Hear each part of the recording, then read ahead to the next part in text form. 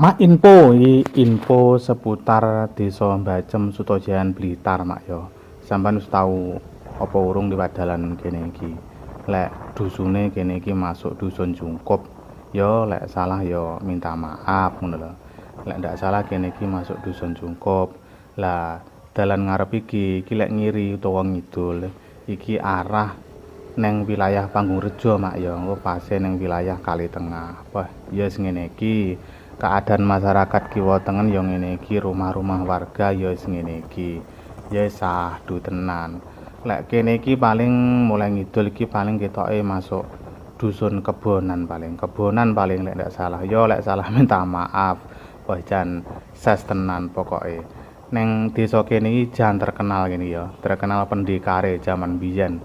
Zaman biyen ini terkenal pendekare. Jenenge Mbah Satijan. Ki lek wong sak Blitar Raya jaman biyene jan akeh sing kenal tenan karo Mbah Satijan. Ya alhamdulillah saiki sak ngertiku wonge ya sik sehat ya masih wis sepuh tapi ya sik sehat. Lek murid-muride ya daerah Desa Jingglong kono akeh jumlahe Pak Kawit dan sebagainya ngono ya. Lek salah minta maaf kira-kira muride kae kira-kira ya. Tapi ya wis ninggal jenenge Pak Kawit Jingglong kae. Ya wis ngene iki lho, Pak. Jan ses. Lah iki lek terus ngidul terus iki anu mak ya jurusan dalan Jurang Kendil. Dadi jan iki termasuk tanjakan sing ekstrem iki lek ngidul terus. Kene kan wis kawasan perhutani mak ya, kawasan perhutani.